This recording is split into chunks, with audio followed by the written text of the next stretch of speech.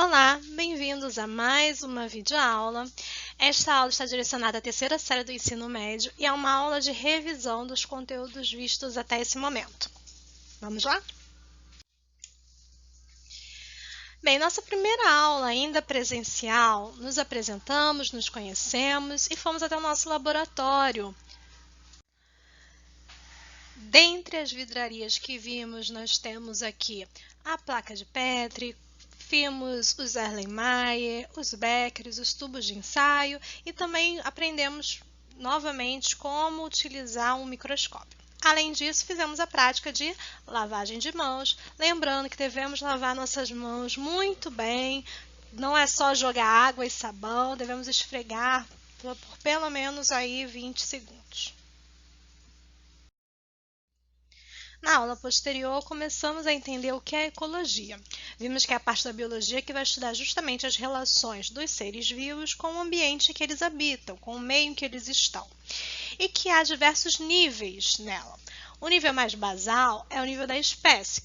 Lembrando, o conceito de espécie é o conjunto de seres vivos que têm características semelhantes e que, ao cruzar entre si, geram descendentes férteis. O conjunto de organismos da mesma espécie em uma determinada área forma o que a gente chama de população. Quando temos um conjunto de várias populações no mesmo território, nós temos então uma comunidade. Ao considerarmos, além dos seres vivos que habitam ali, os seres abióticos não vivos, como o clima, luminosidade, pluviosidade, nós não falamos mais em comunidade, falamos agora num ecossistema. E não se engane, o ecossistema pode ser como um grande lago, um grande oceano, ou até mesmo no interior de uma pequena bromélia. E como nível mais amplo, nós temos então a biosfera, que é a nossa esfera de vida, que vai habitar todos os conjuntos de ecossistemas do nosso planeta.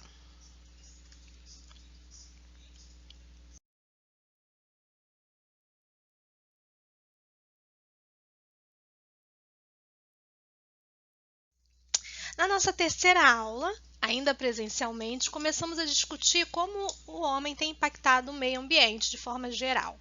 Primeiro vimos que o fato de nossa espécie dominar muito o ambiente, ter um alto crescimento demográfico, isso requer muitos recursos do meio ambiente, e isso vem a trazer impactos. Além disso, vimos que o desenvolvimento industrial e tecnológico também tem gerado uma grande demanda, né, de recursos, além do fato do nosso modelo capitalista pregar esse excesso de consumo, um consumo muitas vezes desnecessário, né? Você não precisa ter 30, 40 blusas diferentes, você é um só, você não vai nem utilizar isso num mês. Então, essa visão consumista desse modelo capitalista também tem gerado diversos impactos no meio ambiente. E aí começamos a discutir diretamente os impactos na atmosfera. E vimos que o homem impacta a atmosfera desde a época que o homem começa a lidar com o fogo, produzindo as queimadas e levando para a atmosfera diversos poluentes diferentes, mas que isso veio se intensificar justamente com a Revolução Industrial. Então, atualmente, os principais gases que nós lançamos para a atmosfera e que prejudicam o nosso ar é o dióxido de carbono, o monóxido de carbono, os óxidos de nitrogênio, o ozônio e o dióxido de enxofre. Além, é claro, nós também conversamos sobre o CFC, os clorofluorcarbonetos. Como consequência do lançamento desses tipos de gases na atmosfera, nós temos várias consequências, não só para a gente, né, nos seres humanos, como também para o ambiente que nos cerca. Temos as chuvas ácidas, lembrando que a chuva ácida não quer dizer que se você pegar uma chuvinha você vai se queimar, mas sim é algo a longo prazo, principalmente prejudicando lavouras, plantações, né?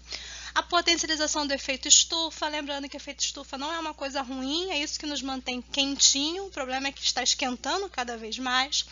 A destruição da ozonosfera, que é a camada que nos protege dos raios solares mais agressivos, e por isso é possível ter vida na Terra. E também o fenômeno de inversão térmica, que potencializa respirarmos esses gases poluentes.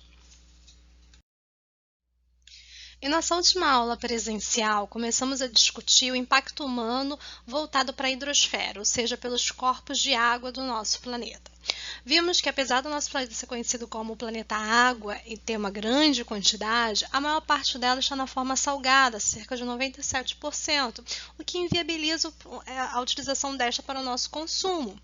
Fora isso, as que estão no formato de água doce, em sua maioria, também estão congeladas, né? Nós temos, então, uma quantidade de água limitada para consumo humano, nós temos um crescimento cada vez maior, não só para bebermos, mas também para a agricultura, para atender todo esse crescimento demográfico humano, além da degradação desses ambientes com a poluição e a contaminação. Vimos, então, quais foram as consequências desses impactos da poluição humana na hidrosfera. Se se trata de uma substância biodegradável, como os esgotos domésticos, nós podemos ocasionar o que chamamos de eutrofização, tanto para os esgotos domésticos quanto pelo uso de fertilizantes nas lavouras, que ao ter uma chuva são levados até o corpo da água, sendo ali enriquecendo esse ambiente com essas substâncias, levando então a um grande crescimento de seres na camada mais superior, né? Os fitoplânctons acaba cobrindo esse corpo de água e com isso a luz não chega na camada mais interna, levando então com o tempo a morte de todos os seres que habitam ali. Retorne nas suas aulas caso tenham dúvidas sobre o processo de eutrofização. Quando estamos falando de substâncias não biodegradáveis, nós já temos o que chamamos da biomagnificação, né? Que ela vai se acumulando ao longo da cadeia alimentar. Pode ser por metais pesados ou organoclorados, os famosos agrotóxicos. Isso também pode acontecer com o petróleo, certo? Então, qualquer dúvida, retorne à aula referente a isso. O impacto humano, então, na litosfera. Foi a nossa primeira videoaula. Nós vamos avaliar como os seres humanos estão impactando o solo que existe. E que tipos de impacto nós temos causados? A extração de minerais, na construção em área urbana, de estradas e casas, também no depósito de resíduos, como os pesticidas, os agrotóxicos, que não vão parar apenas na água, mas também no solo. E temos o grande problema do lixo, falamos sobre isso também. Vimos que, como consequência da ação humana na litosfera, nós temos o processo de erosão acelerada, lembrando que a erosão é um processo natural, porém nós estamos intensificando essa desagregação de partículas. Temos o assoreamento dos rios, né, que leva as partículas do solo que saem da erosão desse solo, vai acabar parando nos rios e diminuindo assim o leito deles, aumentando a quantidade de terra no fundo dos rios, isso vai diminuindo o leito deles. Temos desabamento de encostas pela retirada das vegetações, o processo da queimada, desertificação e a impermeabilização do solo. Todos esses processos que são causados pela ação do homem na litosfera. Vimos o problema do lixo, falamos sobre os 5 R's, o reduzir, o recusar, o reciclar, reutilizar e repensar. Retorne a esse vídeo caso não entenda a diferença entre eles. Lembrando então que a gente não deve apenas reciclar, reciclar é um processo mais industrial, o que a gente faz na nossa casa muitas vezes é reutilização, mas o ideal é nós reduzirmos e repensarmos o que fazemos. Na aula seguinte, na videoaula seguinte, falamos sobre ameaças à biodiversidade e os ciclos biogeoquímicos. Vimos o que é isso.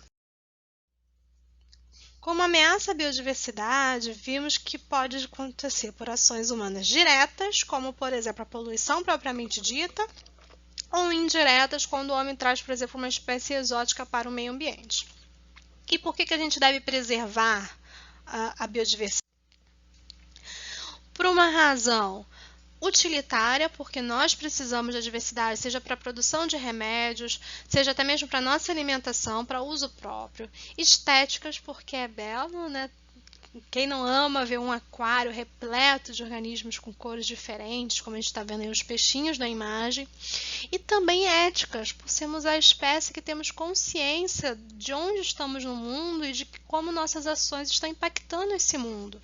Então, nós, como seres pensantes, devemos proteger aqueles outros que não têm essa capacidade de cuidar de si.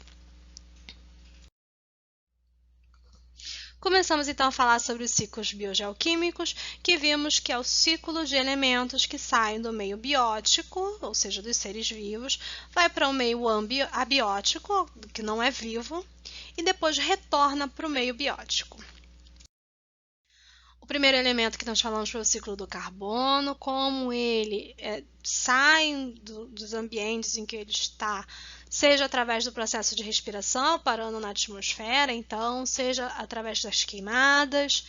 Todos esses processos, então, levam à liberação do gás carbônico ou mesmo do monóxido de carbono, e como ele retorna aos seres vivos através do processo de fotossíntese. Isso é passado ao longo dos seres vivos através da cadeia alimentar.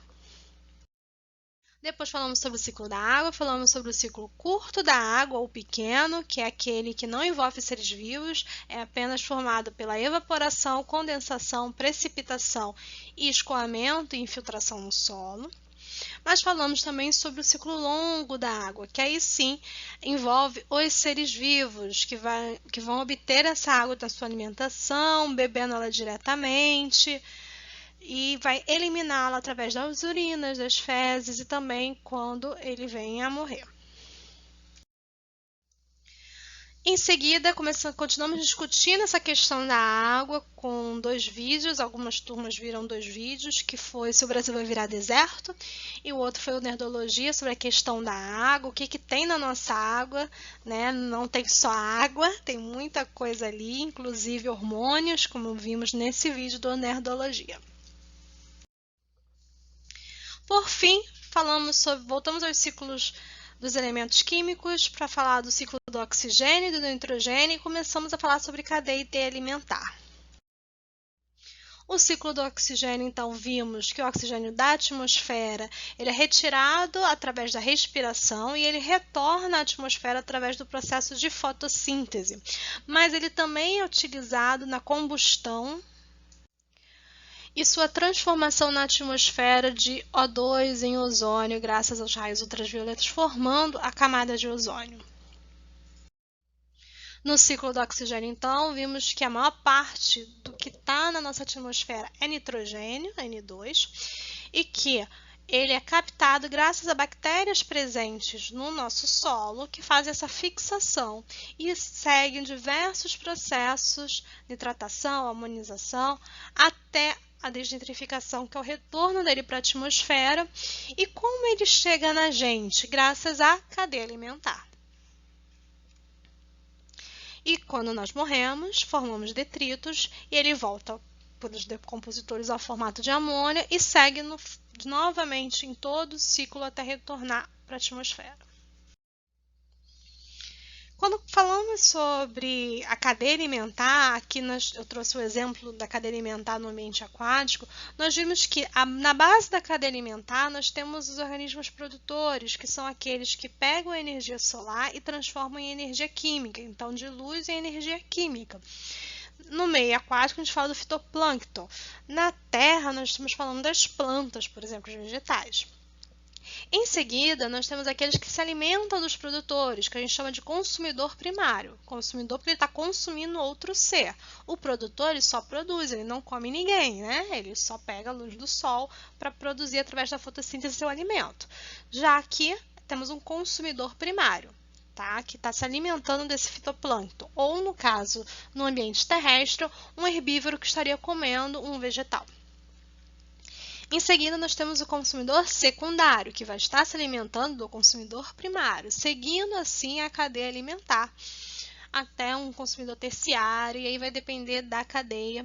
Lembrando também que a cadeia é uma representação simplificada para estudo. Na natureza falamos em teia alimentar, que é algo muito mais complexo, que organismos que ora podem ser consumidores primários, em outras representações eles podem ser um consumidor terciário, principalmente os onívoros, que se alimentam tanto de vegetais quanto de animais. Então, é uma forma da gente estudar, é um meio da gente ver como acontecem as relações para que a gente possa simplificar na hora de estudar, certo? Na natureza é tudo muito mais complexo. Sei que foi bastante coisa, chegamos ao final dessa revisão. Veja quais foram os tópicos que não ficaram claros, que você não lembrou muito bem do que foi falado. Reveja esses vídeos. Deixa nos comentários o que ficou confuso, o que mesmo revendo os vídeos não ficou claro, para que possa posteriormente estar esclarecendo as suas dúvidas.